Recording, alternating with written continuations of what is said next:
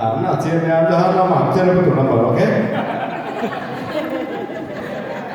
OK， 那么多一部多的话多人民，我们的话嘛就是说第一7 3 0 3 2 9。Okay now.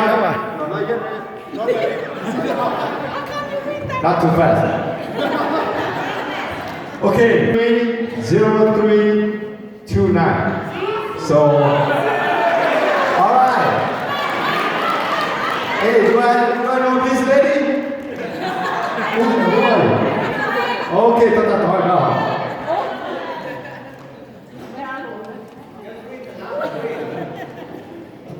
Mà Phật gì vậy? Bây giờ sẽ hiểu mà ta mà có bữa và vẫn là cái Nó làm gì hả? Ok, gì là nó với nó. Ok, mấy chuyện ta gì nhau to còn đó là tôi mình ta chỉ tao tại nó mãi là nó đó là này gì? Number 20. Okay, number 20, lucky number 20.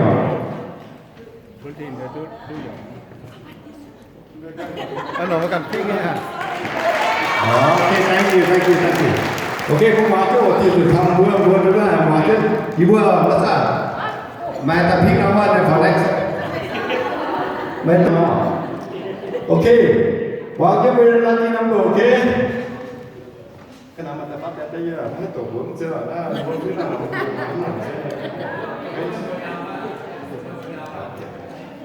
Okay, well, one number that 73025 and mà bữa các chia tu bữa với hiểu chiều quang mà nó là công chủ 12 tao nó một tại đây là 6 tuổi cái nào không phải sao một giờ chín kêu một giờ chín xin nha ok lại xin ngỏ lại xin cho lên sàn chúng ta hết nha.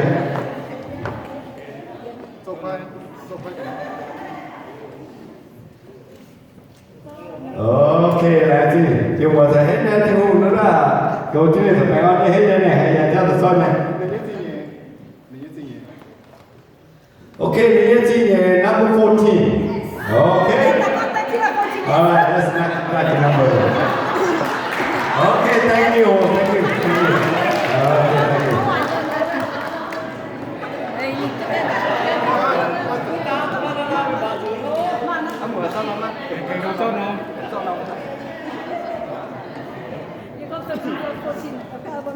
Okay, the next winner number is 7302. Is that it? Yes sir. Okay. Okay, let me repeat again, okay? 730288. And the name. Looks like a German, right? Okay, okay, thank you. Let me make sure, okay? Okay.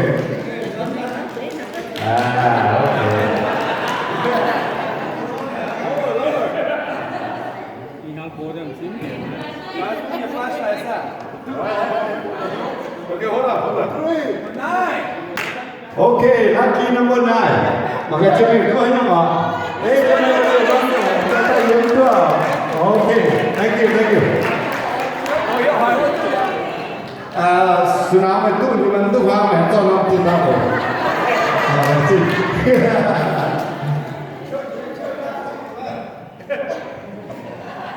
Okay, the next winner is number 730.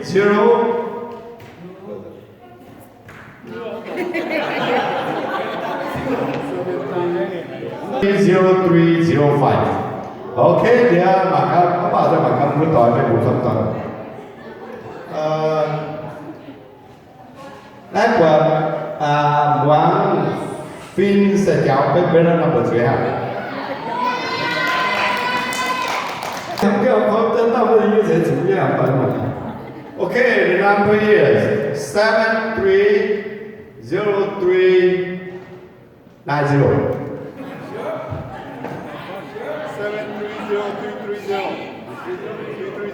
Okay, hold on, hold on. 730330. Okay, nhớ cô mảng vừa nó là cao mà chia ra.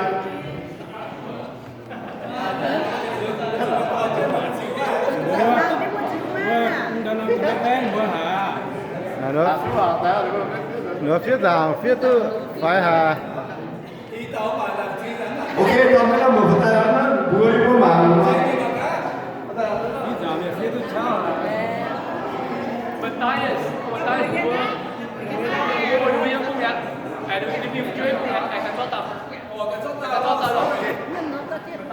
Cái nào cho để tôi làm.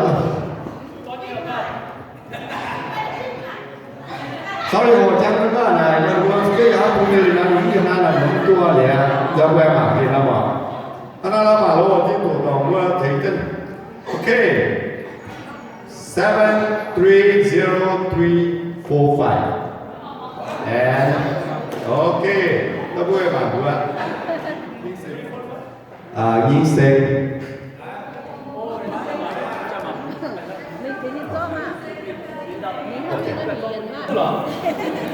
所以我们反映了一把的反映一那这我那个当不被这样动黄，然后一先放到我白豆嘛一波哦，搞就变成了我一波嘛，当一波来付给他他成个达到我人哈，你错了你搞，ไอ้ก้องก็ทิ้งให้เตี้ยกับว่าจะให้น้องไปแปลงตัว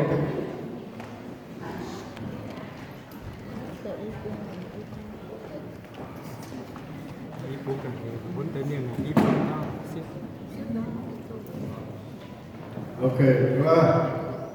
Là thực thì đồ với như đảng này cái cơ bơ nhiên như này đảng này giờ quá ở một chục của ngoài chẳng nói chẳng mất rồi nó cho nó cho ta thấy nhận như này là cái phần này cái xe vậy trong mua miệng mua cái gì là tiền mua xe mua là làm không phải đảng này cái là cái giờ lại chỉ thảo và mua về tuần hàng về đó là thực sự mình cho là rồi vương chẳng xiết như quảng với châu quảng với cập giá thì em đi theo để không hiểu với như thì em được như với cha rồi tu mình sẽ nói tu cha là nó cầu chẳng này đây nhà nó đây cái cô điều miếng tàu và thu thì đủ cần sẽ phút sẽ phải quan tàu thì ở đây thì các quan phải cần là trình thảo về vua ban toàn quân hàng cao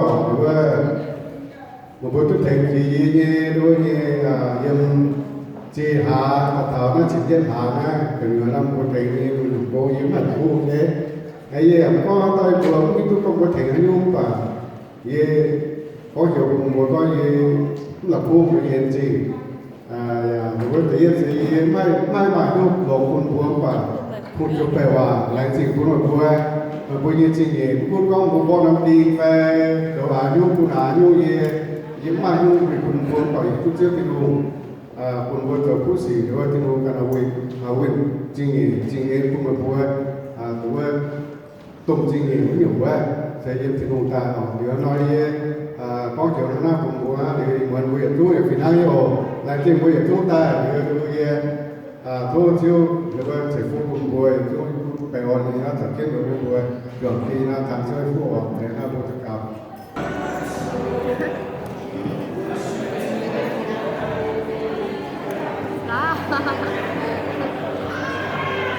Hey, say something.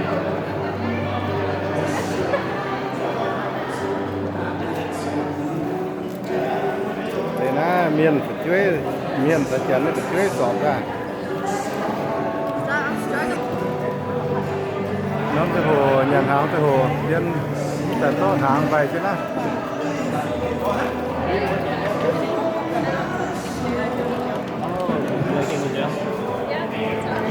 Phiêu giả hồ ra phần phiêu.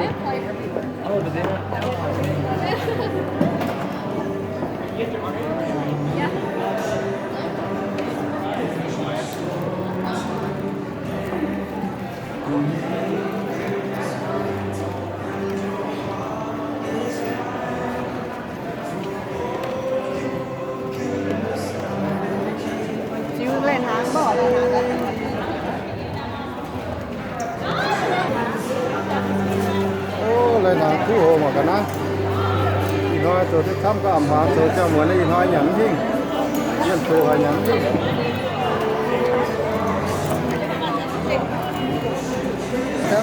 thì ra tôi ẩm hóa với tôi khô chiếu với khu chiếu tôi nói nghe thằng bữa tôi uống đấy hả uống rồi đắt giờ thì ra ẩm hóa với tôi khô là khu hộ cái ăn phải chịu rồi này em á để mình biết mình chưa đã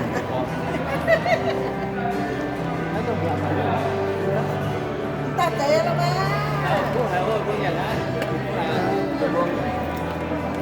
đấy chỉ là với cô chứ là khu này nhá ô là chưa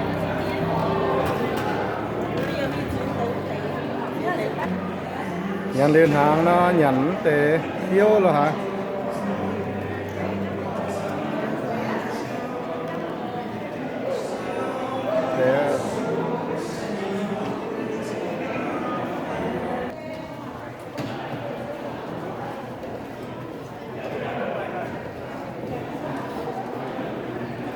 để vua là hại yêu là hại hiến cung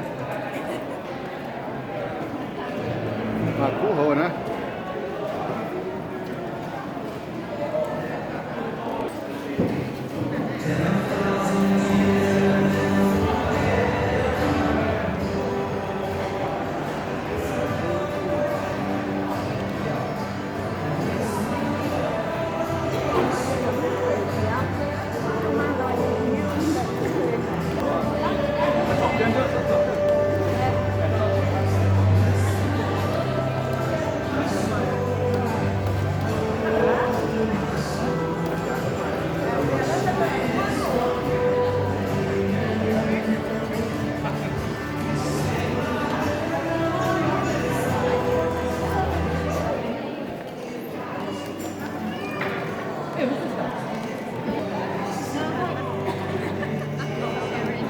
để nhân luôn nhân phú hả phú con nào nữa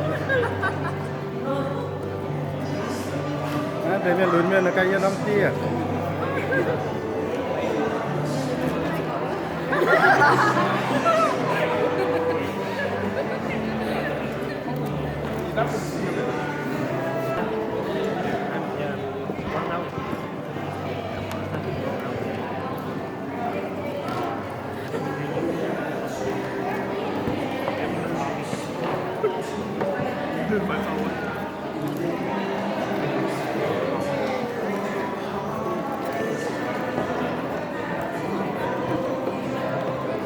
món tỏi cho nó xem món tỏi nó dịu món tỏi em xin nha nó rồi nhà thằng đó thì nó cú hay không xem cái nhà ủa lại này mà lắm ông ngon tôi có hay gì thôi dàn tính liền dàn tính lại không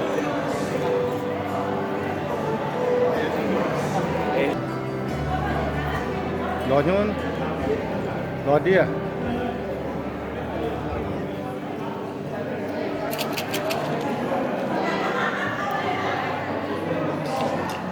cái này bao nhận lùng hoàng ấy theo hồ miền giờ đắp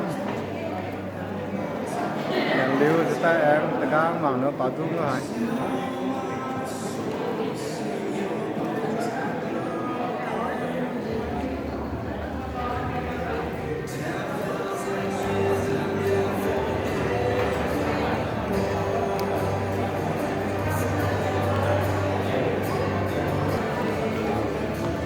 Tương hảo gì à? ok luôn Ta ta cú nhé nhận thắm thế. cú nhé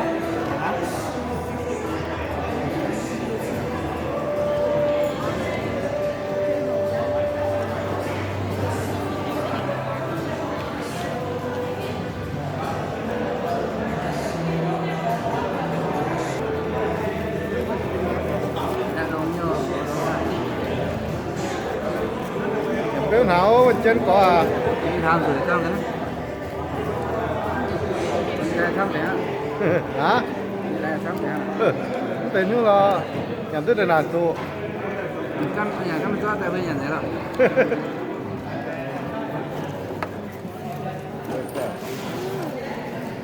Vai được không? nhận tư hảo vậy à Bấm nhắn, vừa. yên năm từ hưởng cái tôi cũng nhận đấy yên từ số tao được phẳng ô khu hải nào mà cả đó rồi mà cả đó ngõ ha ô nó tổ chức xong con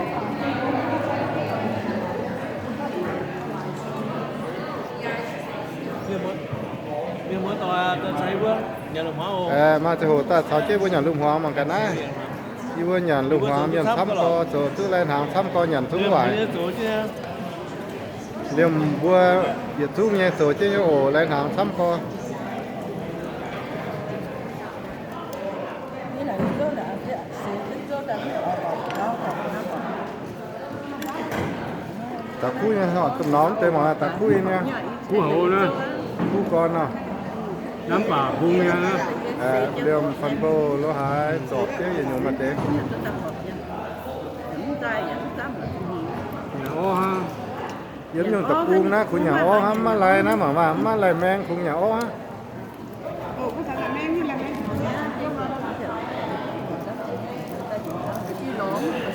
มาไรแมงอย่างเก่งอย่างอ้อฮะ mang tấm tiền á, con chi. Biết là mang nhiều, ไรแมงหนุ่มฝุ่นเสียหน้าไปปวด con là nó chắc chắn tao mình anh chứ tao hiu. cái bật tải cho con dân ai rồi nó có tao nhà nó có một trăm ngàn tiền chẳng thể thời gian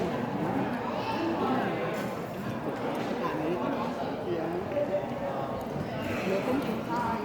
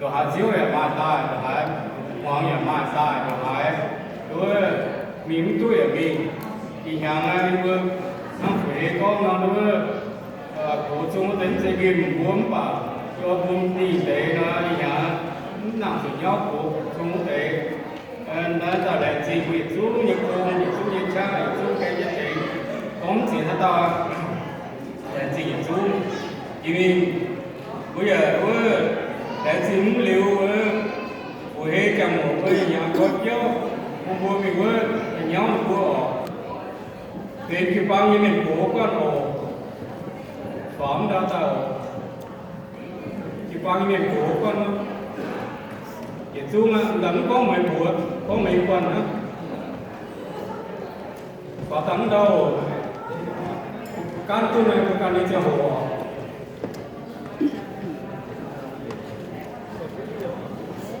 sẽ phụ thì họ yêu biết thôi đặt atau ini kau cuma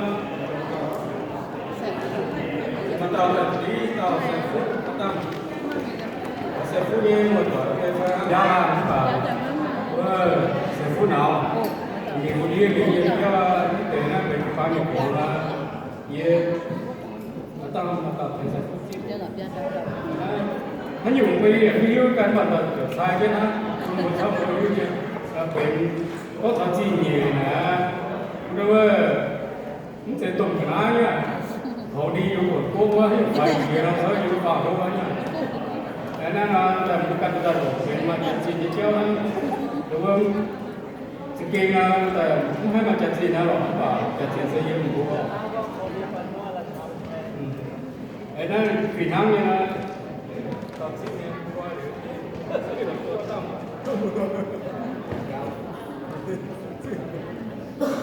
thôi cô bài của cô tôi cũng thấy nó cái bao tí xíu của nó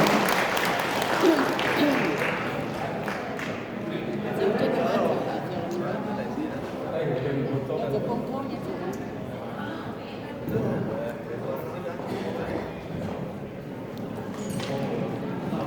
cũng thường thấu con của miền Bắc Quan Hồ con của miền Bắc Quan không mà còn lại kiếm hiểu đi của con của miền Bắc Quan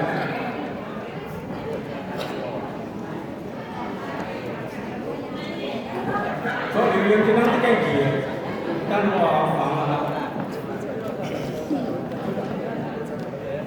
rồi chứ có chuyện đó số đảm đây là người sai người ta thì chẳng qua nói là thời gian người sai người ta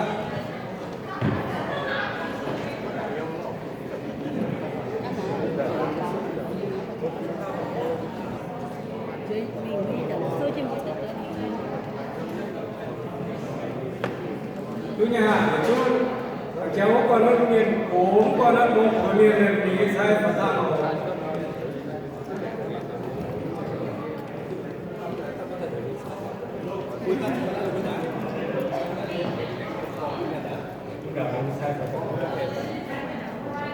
bố của này rồi để mấy sai đó ê cái có một nữa lớn có mà nếu sai với có đâu có những chuyện này đi nhiều nhà thực dân mua nhiều thực dân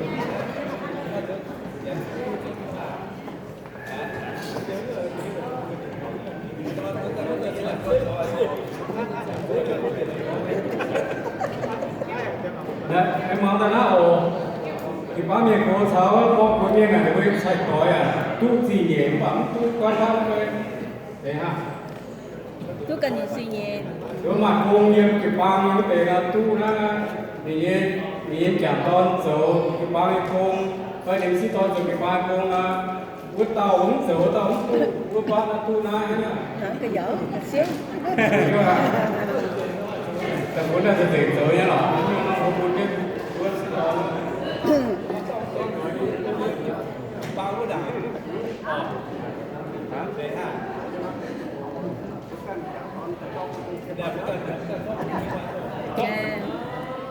có chơi nè có xuống trên được bên nha không cần đấy bên được mong cái gì nha mấy ở có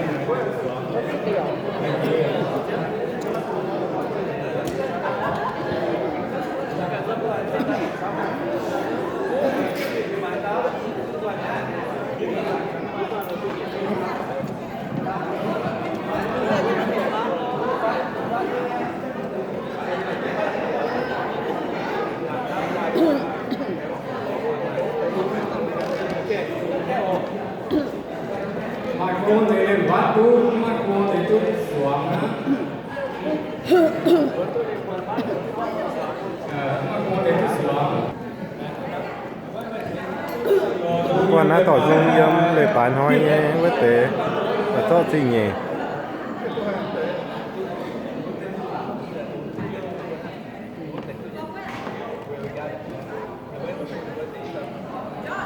Ê, liệp tiêu thì người dưới sen nó thì phá hàng.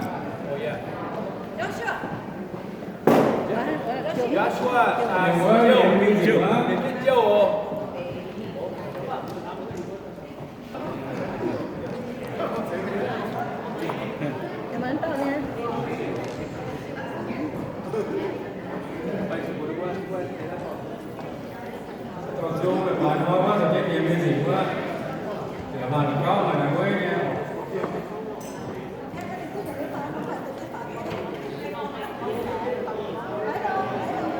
Ok. Mà mình lỗ ba lên đi đi.